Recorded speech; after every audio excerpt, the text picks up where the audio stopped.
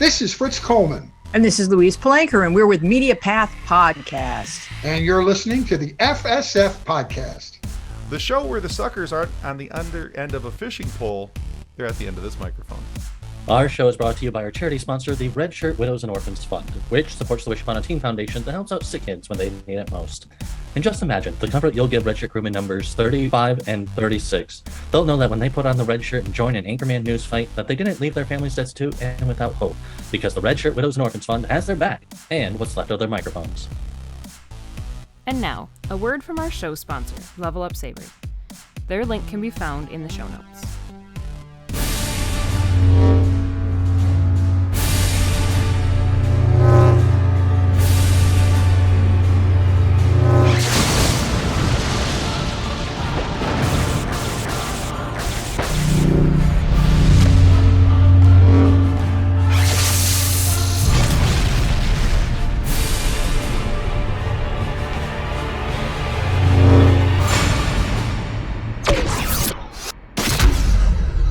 Our guests today are two people with distinguished careers in various forms of media. One is a stand-up comedian and a longtime weatherman for NBC's Flagship LA channel.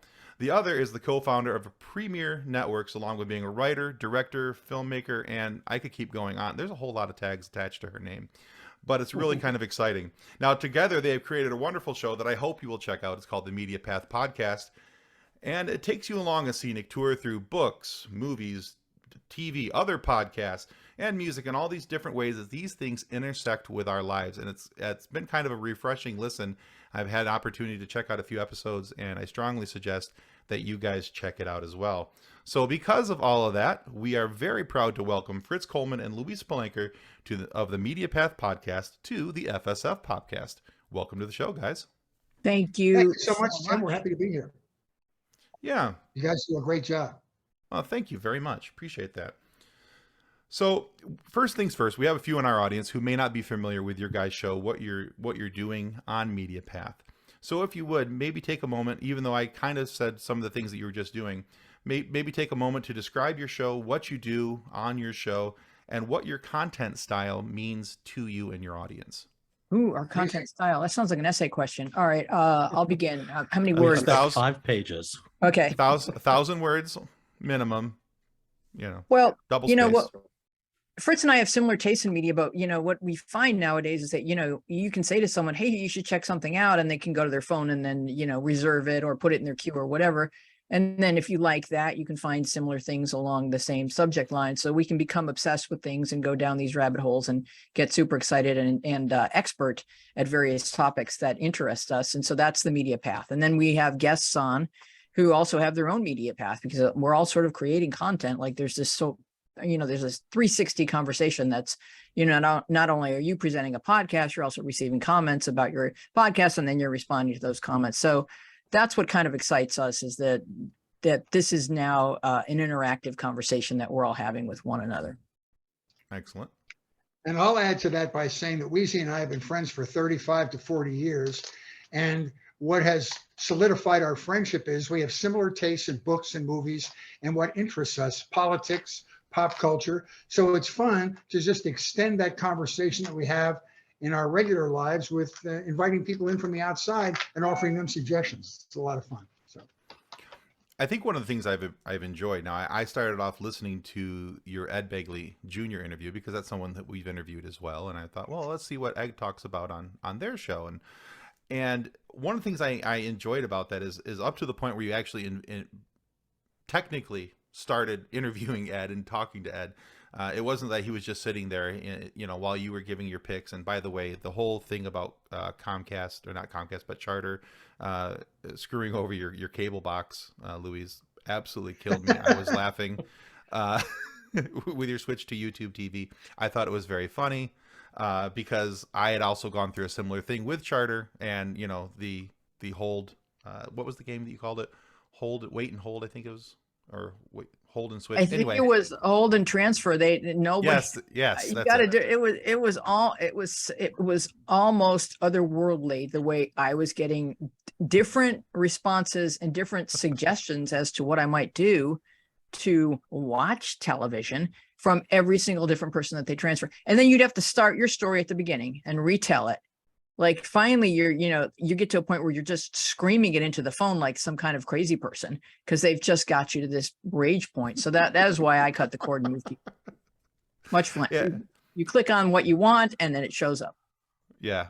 It just kind of amused me because I went through something very similar. I also got an Apple TV out of the deal, and I was like, after a while, I think I ended up calling Spectrum back, and I was just like, yeah, I don't want your TV anymore. I'm just going to use your cable, but I'll keep the Apple TV, thanks. And that we had a similar journey. We should have been holding hands. We were from across the nation. It's okay. Yes, that would have been comforting. But yeah, but I thought it was kind of interesting though, the way that you worked your guest into the previous conversations with the, your picks and the things that you were highlighting leading up to that point. You had mentioned a couple books, and you got your guest take on that as well. So I like the way that the format of your guys' show, and the way that you introduce things, and the way you move into your content, and then with your guest as well. So jolly good show, needs to be checked out by more people. Thank you. And the thing about Ed is he's such an interesting person that has had success, and his interests are so diverse. You can talk to him about anything. And he is the preeminent environmentalist. He was walking the walk before other people were talking the talk. So it's fun to go back and revisit all that stuff when people thought he was just nuts. And now the whole world's trying to get on Ed's train in the midst of our global warming. So interesting guy. And what I love about Ed too is that as much as adamant as he is about environmentalism, he's super friendly about it, and like he'll take you wherever you are and like move you a little further along the road. He's not militant. He's just a super sweetheart. Yeah. I was talking to him about things that my wife and I had started doing at our house, and we're not super green, but we're trying to be more green about the way we do things, and and I was just very similar experience, and I was very impressed that everything that I said, hey, this is what we're doing. He's like, oh, that's just fantastic. I'm so proud of you for doing that. And, just, great job, and keep it up. And all the encouragement that you would have hoped for when, instead of somebody going, well, how come you're not doing more? And, all exactly. Just a lovely guy. Yeah, absolutely. So the two of you have a very broad experience with a variety of skill sets. So what was a project that you guys have worked on that still means a lot to you to this day? Well, what I like, I'm going to mention this, Fritz, because sometimes we forget to remember it, but like I've been teaching stand-up comedy to kids as an after-school program for years. So, I don't expect kids to grow up to become comedians. I just teach it as like a creative thinking, public speaking, and kind of confidence. And, just to give the kid the command of like, I can hold this space and I can speak comfortably. And it also teaches them, to think in terms of like the things that were painful in their life, turning it into a joke. It's empowering. And like throughout that journey of teaching stand-up comedy to kids at Boys and Girls Clubs and at the Laugh Factory, Fritz is always there. Like every time we need to put on a show, Fritz is always emceeing the show. So he's been there through that journey. And we watched a lot of kids grow up and thrive. And so, I like to think about that because it's kind of like testament to my friendship with Fritz. He's always there for me, and he's always there for all the charities that he's involved with. Excellent. And our friendship goes back quite a few years when I've done a series of one-person shows, like 4, and she was involved in the first 2 because she came to see them. And, she's a comic, and she had a great sensibility about how I could make it better, how we could translate it into TV. So she participated in my first one and produced my second one. And we've had a lot of fun doing various forms of entertainment. And then when she did her documentary about the Cowsill family, we were sort of involved. I didn't help her in the movie, but I helped her in the marketing of the movie, and it was a lot of fun. So we've had various wonderful adventures in our friendship. Fritz is responsible for introducing Shirley Jones to the Cowsills. So that was a summit. That's a good thing to have in your docket. Mm-hmm. All right. So we've also mentioned at the outset that some of the things you guys have both been involved in, but one of the things that we love is on this show, because we come into this admitting full well that we're all nerds. And Oh yeah. we love, as nerds, we love superheroes, we love comics, we love sci-fi and all these different type of things, but we love the origin story of how the person got to be the person that they are. And so what we've decided is that on our shows, we'd like to hear the origin stories of our guests, because you are the heroes of our story. That's why you're here. So we would like to know, what was it in your origin story that led you down the path of being in the entertainment field? Well, I grew up in suburban Buffalo, New York. There's no showbiz for miles and miles and miles. You kind of listen to the radio and you watch TV, and you can sort of dream of doing that, but there's no access point. There's nowhere you could, like a neighbor that kind of like cuts film or something. You're just kind of on your own. So my thing was just sort of imagining that, because I have an uncle that lived in Los Angeles, that I'd get to a certain point where I could do an internship and live with him, and, just kind of like putting a game plan together of how I would go about it.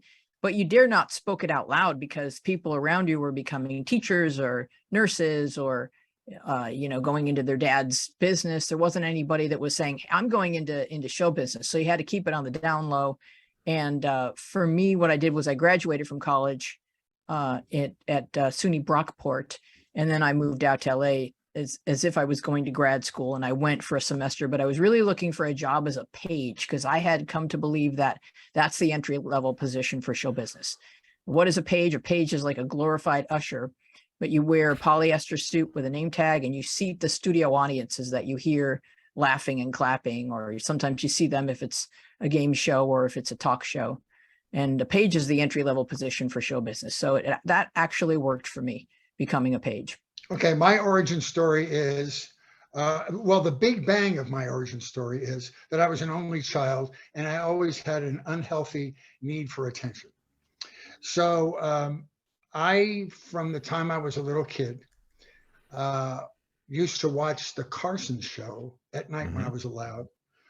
And I just found that somebody being really funny and being able to think on their feet and to draw laughter out of 500 people in the audience at the drop of a comment was an enormous amount of power for somebody to have.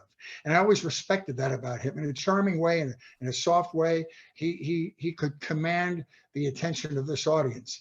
And then when I got a little bit older, I went and saw George Carlin perform. It was the first time I'd seen a stand-up comedian perform live, other than on the Ed Sullivan Show and Carson performances and Merv Griffin and everything. And it was a religious experience for me to watch this man convulse an audience for 90 minutes with no notes. And I didn't understand the structure and the webbing of stand-up comedy. I didn't know that it's stuff that he had worked on a block at a time for years. It just seemed impromptu and off the top of his head. I felt like I was reacting to a television evangelist. It was so life-changing for me. And so those are really the two things that sort of steered me toward the entertainment business. I was in radio for 15 years. I did top 40 radio. I was in the Navy, and I worked for Armed Forces Radio and Television for 3.5 years, where I got my career in television and radio started.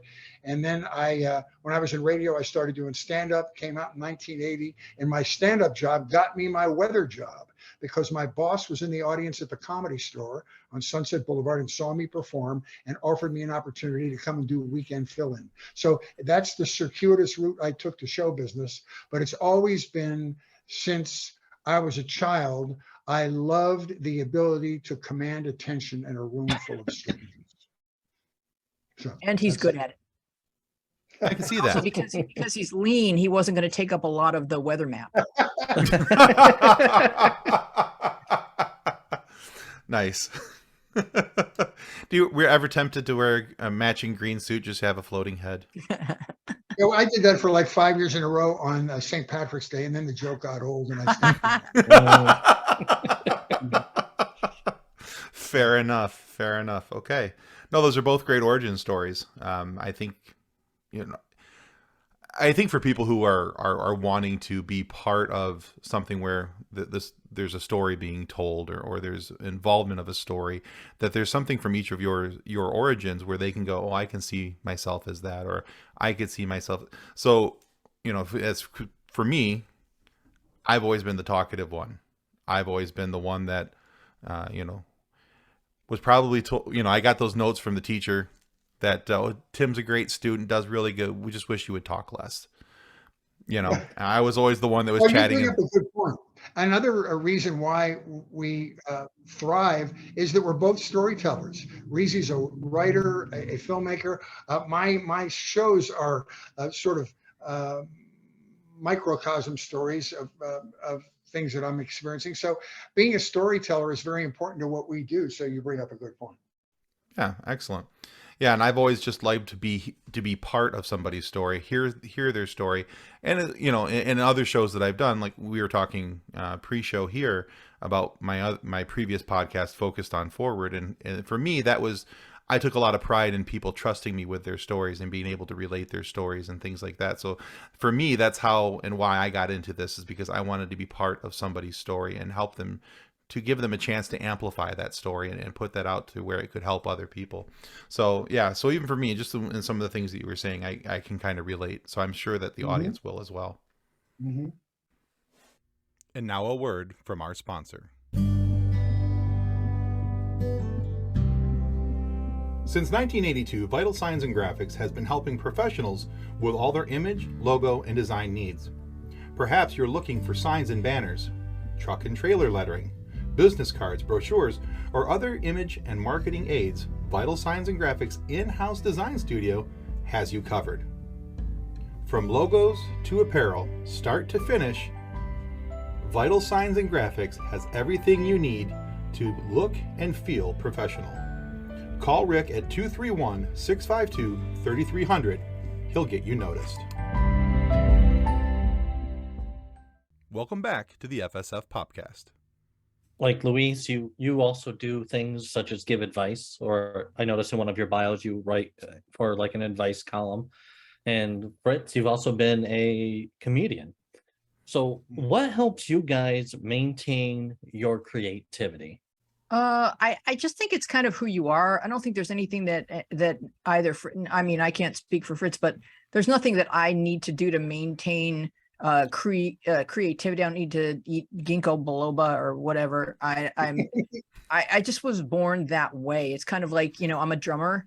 So there's nothing that I need to do to make sure that tomorrow I'm still a drummer. It's just who I was born, a drummer.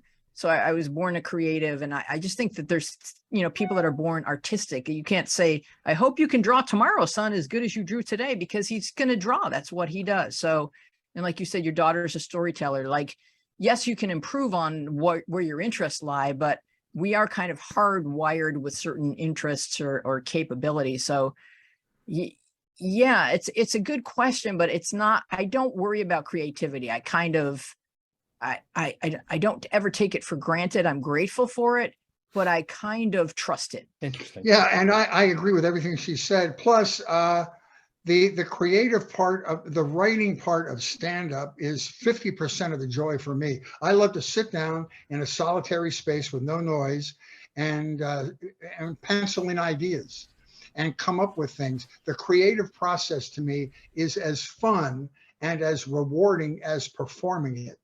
And it's just something that I thrive on. I try to do it a little bit every day for an hour or two every day. It gets my blood moving every day. Okay. Yeah. I guess what you're saying is like the creative output does require discipline. You can't just say you're creative and then never prove it. Yeah. I mean, I guess you do have to do some work. So, if that's part of what your question implied, then yes, you have to, I always find it's best to tell kids, like, you have to finish. It's okay to have a great idea and it's okay to start, but you really have to finish.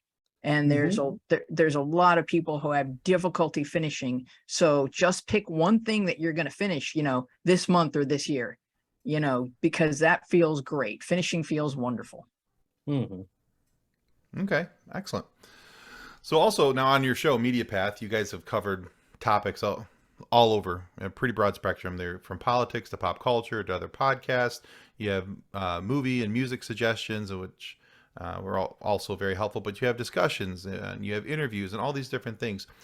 But out of all the episodes that you guys have put out so far as Mediapath, What's the one topic that you haven't covered yet that you're hoping to cover in the near future that you think your audience and other audiences need to hear? Topic that we haven't covered, Fritz. I'm going to defer to you on this, Louise. We fortunately, because we have a variation of topics and we're interested in anything and everything. There's nothing missing for what we've done, and I would just like to continue to widen out and interview even more interesting people, but not necessarily something different. I don't think. Am I right about that? Well, I mean, we're both really keenly interested in history. I would say we don't do enough about history. I'm very interested in the relationships between countries and the history of the relationships between countries and global politics across decades and millennia. I think that's all really, really fascinating. So we could probably do a lot more on history with having more historians on the show. I would enjoy that. I would enjoy that as well. That would be a lot of fun. I know I was listening to some of the episodes, and I really enjoy the stories you guys get out of people as well, and that's what we love too, is hearing those stories and the behind the scenes of things. We do too. We love it when there's an unexpected answer to a probing question, especially from somebody who's famous, and you're learning a little something below the surface that you wouldn't otherwise know, and that's kind of fun. Mm-hmm. Oh, absolutely. Yeah.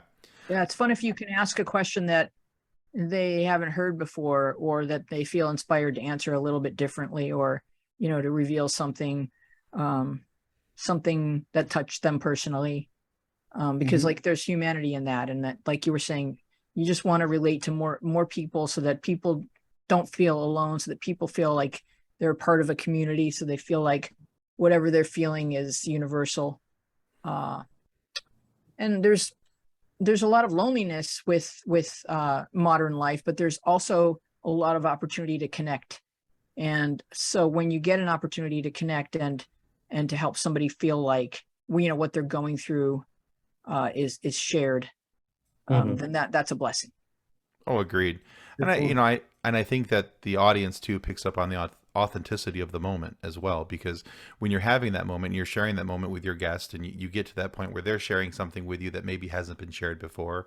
I think it's not only rewarding for you as an interviewer, but I think it's rewarding for the audience too, because they're getting to hear something and be part of something that hasn't been, something that's been shared or revealed before.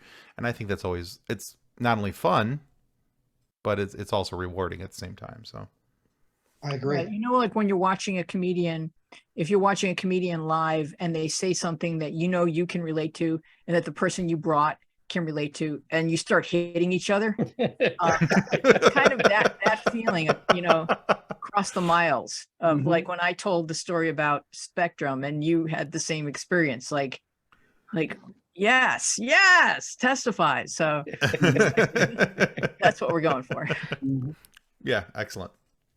You mentioned probing questions. What is one of your favorite probing questions to ask people? I don't always ask this, but I like to ask about their earliest childhood memory, because it's different. You'd think it'd always be like, I grabbed my mother's button but it's weirdly different. And sometimes it's something traumatic, that's burned into the memory because I was bitten by an alligator, like, I guess you'd remember that, So yeah, earliest childhood memory is a good one, although we rarely ask it, but we do like to ask about their childhood. And I think childhood is fascinating for a number of reasons, but one of them is that, we can live a lot of decades on this earth and, and have our 20s, our 30s, our 40s, our 50s and beyond. But there's something about our childhood, and your parents are saying, don't worry, she won't remember this, but you kind of remember your childhood more often than you remember other decades. Like as you're moving through your day, Tim, I would say even watching your daughter do a thing, you're more often reminded of your childhood than you're reminded of the year you spent in your 20s figuring out what you were going to do with your life. I mean, I think childhood is fascinating, and what we remember about it and how that helped us carve out who we wanted to be in the world is I fascinating. know, and I think it's fascinating that you remember certain specific things about your childhood and what caused you to have that specific memory over and above another memory that could be equally innocuous, but you just remember that. I remember when I was like 4 years old, I had a chip in the paint in the ceiling in my bedroom, and it was a little hole. It looked like a little navel. And that hole scared me because I was afraid at night when I was asleep, somebody would pull me up through that hole. And it really wasn't that big of a hole, but I remember that to this day. I remember the exact emotion I had seeing that. And I guess because it was slightly traumatizing when I was a kid, that's why I remember it. But Oh, sure. Yeah. I also remember we had a parakeet that I was definitely afraid of as well. Did you was tell very anyone you were afraid of the hole in your wall, Fritz? That's a good question. I don't know if I did or not. I don't think so. Because it's such an easily solved problem. Yeah. Yeah, maybe No, not I to don't a think 4-year-old so. though. I don't think I ever told my parents. Just a about little that. sanding and a paint roller, Yeah. and we're good. Yeah. Mhm. But yeah, and that's interesting. Like the less you reveal about your fears, the more they hang on, and Well, the even less. stuff that wasn't fearful. I remember having an orange pedal car, and I had such an emotional attachment to that thing. And I can remember specific days of riding that. I can remember what it felt like to push those pedals, especially on a hill. I either pleasant or traumatizing things probably burn themselves into your consciousness more than other things. Yeah, Oh, and sure. then what's interesting is like what reminds us of those moments, and then to have a childhood memory that you haven't had yet. Sometimes we have childhood memories, and sometimes we remember remembering. So it's hard to know whether or not we actually remember it, or do we just remember remembering or remember telling that story. But to actually maybe smell something that brings back a latent childhood memory is There you go. really It cool. smells work really great. Yeah. Mhm. Oh yeah, absolutely. I used to sing in the boys' choir at church, and on holidays we would do two masses, 9 and 11 o'clock. And I was a high Episcopalian, which is like a lapsed Catholic. It's a not as committed Catholic, but we had a lot of the Catholic celebrations, including the burning of incense during a mass. Now, if I go somewhere like a restaurant and they're burning incense, I flash back on those church experiences immediately. So smell Oh, is a very interesting. strong memory trigger, I think. Yeah, Yeah. that's so interesting. And who knows It's why? it's kind of interesting for me. So when my in my early childhood, the town that Nick lives in right now, I didn't know his family back then or anything else, but I lived there till I was about 5 years old. And the house that we lived in, like I can still to this day sit down with a pen and paper and I can draw you the layout of the house perfectly. I haven't been there since I was 4, almost 5. I can tell Really? you, yeah, I can draw the entire layout of that house, and I remember everything of that house so perfectly crystal clear, because there was a lot of stuff going on in my early young childhood. And I think what Fritz was saying, whether it's traumatizing or it's a good memory, and it was a mixture of a little bit of both. But Mhm. I have very clear memories and distinct memories of that house. So I have, like my older sister didn't believe me, and so I sat down with a pen and paper and I drew out the downstairs for her, and then I drew out the upstairs, and I told her about, because in her closet in her bedroom, like if you walked up the stairways, which had a little bit of a curve, and you get to the top, her bedroom was down the hallway to this that broke off to the left off the main hallway, and I would play in the windowsill of her closet. Her closet had a window in it, and she's like, "How do you remember that?" I'm like, "I don't know, but I do." Right. I don't know how I remember the Oh, house, interesting. but I do. Yeah. Yeah. Like So we there's have we moved out of a house when I was 2. So there's a specific like age where I know that we moved out of that house and into another house when I was 2. So when I have what I call a snapshot memory, where Mhm. you can remember Yeah. where you were laying on the carpet, where the TV was playing the rerun of the Mickey Mouse Club, where we would walk to get from the car up the steps, and which room was in the front, and then the kitchen was behind that. The fact that I can remember all that means that I remember being 2 years old, because we leave that house when I'm 2. So That's so interesting. Yeah, there's nothing traumatic. I just remember, maybe I remember one day of watching the Mickey Mouse Club. Maybe I'm not remembering, or maybe it's a collection of, days where that transpired. That's interesting. Yeah. Yeah. Yeah. I just had a memory get explained to me a couple years ago because I couldn't understand for the longest time. I remember in the 1970s, the Ford Thunderbird went from being a smaller car to being that really long, looked like it needed a sailboat, and put onto it. But it was, I just had to remember. So I always kind of thought those cars were cool when I was a kid, and I never really understood why. And all I remembered was there was this big silver car that would come pick me up and take me to the park. And come to find out that was my uncle in his 1977 silver Ford Thunderbird coming to pick me up and a couple of my siblings and take us to the park to go play for a little while. Transporting you to a pleasant experience, right? So you remember Yeah. that. So I remember the car, and he says, we were talking about, we were having a very similar conversation about, childhood memories, all these different things. And I said, yeah, I don't understand why, but I've always really liked this, like mid to late 70s Thunderbirds and Gran Torinos and, the bigger Ford cars. And I've never really understood why.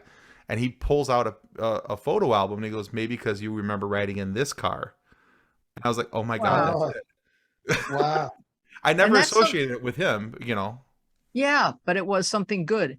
And that's what's so cool about YouTube, or finding things that we watched or music that we listened to and being able to listen to it again through your adult ears or eyes, and experience it once again and have all those warm memories come flooding back. And it's just so much fun to be able to read this. Like I'm rewatching The Partridge Family, and I don't know why that struck me as something to do, but when you watched it as a kid, you watched it once and then it was gone. It was the airwaves, and that was it.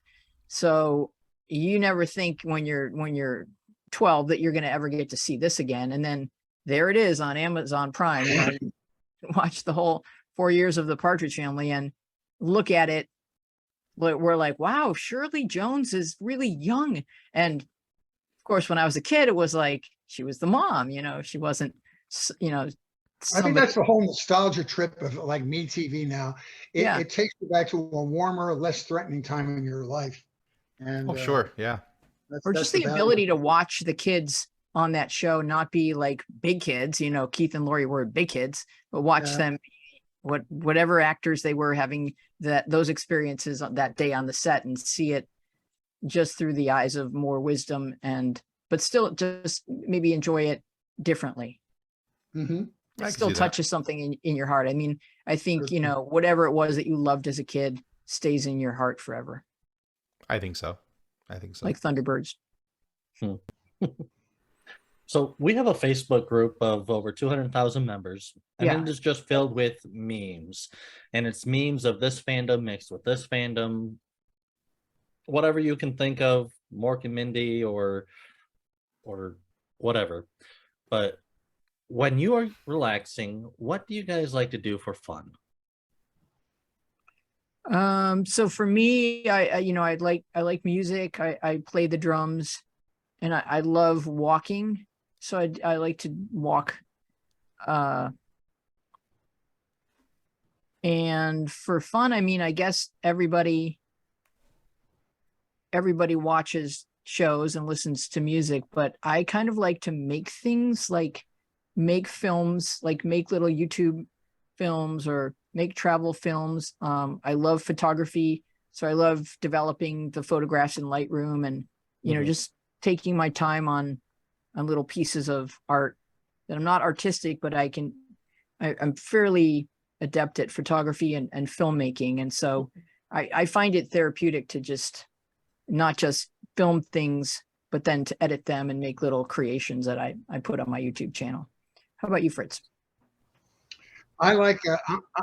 I'm a cyclist. I ride a bike for an hour or so a day. I enjoy writing the comedy. It's very cathartic to me. I love music, and I love films. So, Okay.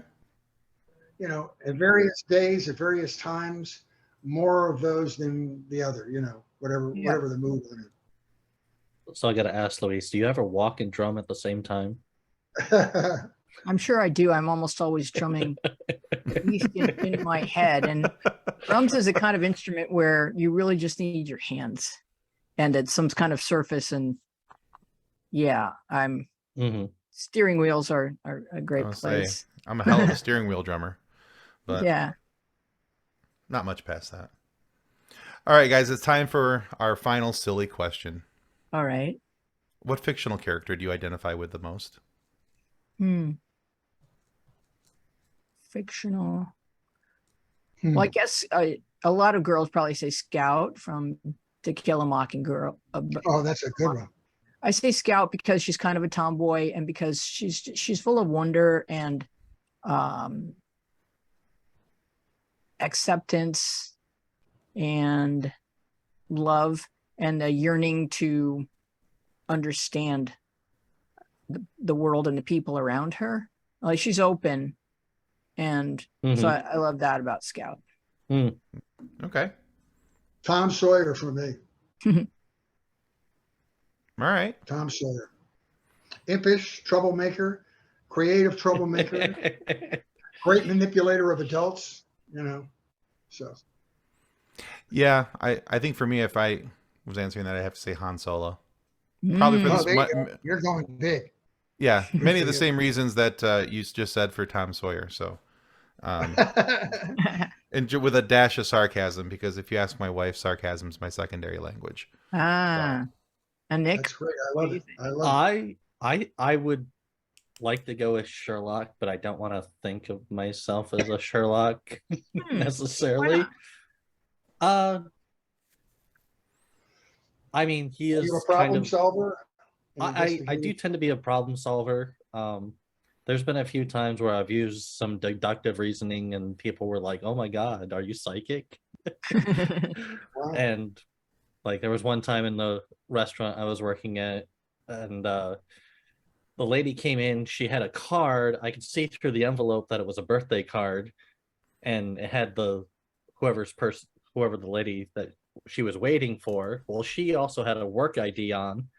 So I knew both their names and like she was wearing like a coffee shirt and like the other girl had a keychain that looked newer than the rest. So I was like, so how was your trip from Florida? Since we're celebrating your birthday, Kim, what would you guys like to drink? Something maybe with like coffee. And they were like, yes. Wow. That's pretty cool. You'd be good in one of those escape rooms. Do you have escape rooms in Michigan? Yes, and I love them. My daughter used to work at those, and she did it because she was enamored. She was so good. And I would go in there, and I was like the guy, I was like her dummy sidekick. I never accomplished anything. But she was so good at those because she was a fast deducer of things like you are, apparently. Yeah, and I would just be like, smart. Can I shoot that? Can I shoot that? Can we break that down? Can we go through that wall? No? Okay. Awesome. Well, Fritz and Louise, thank you so much for being on our show today. Where can our listeners go to find out more about you guys and your works? So my name is Louise Palanker, and I'm all over social media with that name, which is an unusual name, so you won't mistake me for any other people with similar names. And it's the same for Fritz Coleman. I mean, his name has been hijacked a little bit, so make sure that you have, because he's a famous guy in LA, but so make sure you have on Twitter the Fritz Coleman, right, Fritz? Real Fritz Coleman? No, I think it's anyway. Mediapath Podcast is where you can find us all across social media. Sometimes we're Mediapath Pod, but you can go to mediapathpodcast.com and that'll be your directory to all things Mediapath Podcast. But we're on Apple Podcasts, we're on Spotify, we're on Stitcher, wherever you go. Overcast, wherever you go to get your podcasts, we're there. And we'd love to get to know you better. Excellent. We will make sure we put some of those links in our description so that our listeners can check them out. Thank you so much. We appreciate All right. it. Great conversation, guys. I enjoyed that. You asked a lot of good questions. Yeah, you did. Thank you. All right, we also just want to remind everybody that subscribing is the single most important thing that you can do to help our show to continue to grow so that we get more amazing guests like Fritz and Louise here today from Mediapath Podcast to come and share some stories and some laughs with us. So please subscribe. It helps out more than we can ever really tell you. And be sure to check out Mediapath Podcast as well. You can go to their website, mediapathpodcast.com, and you can find out more about their show from there. But for whatever reason, if you are not happy with the content of our show today, please feel free to lodge a complaint with the head of our complaint department, Thor, the God of Thunder. He will need at least 3 copies of your complaint written in perfect Asgardian because his brother, Loki, the God of Mischief, keeps taking his reports and turning them into frogs. But once he sees your complaint, he'll bring a low-pressure system coming in from the west and causing some unseasonably wet weather for a few days. So don't forget your umbrellas and galoshes, because once you hear the thunder roll, well, as Loki puts it so eloquently, you won't be particularly fond of what happens next. Wow. You have been That warned. was impressive. Thanks a lot, guys. Yeah. Thank you. Well, thank you, Louise and Fritz. Be safe. Continued success to you. Thank you. All right. Take care. See Bye-bye. you All right. later, folks. Goodbye. Bye. On behalf of the rest of the hosts of the FSF Podcast, we want to thank you for listening to this episode. If you'd like to be a guest on a future episode, please contact us by means of Twitter or Instagram using the handle @FSFPopcast, or go to www.fsfpopcast.com and click on the Contact Me link. Thanks again, and hope you enjoyed the episode.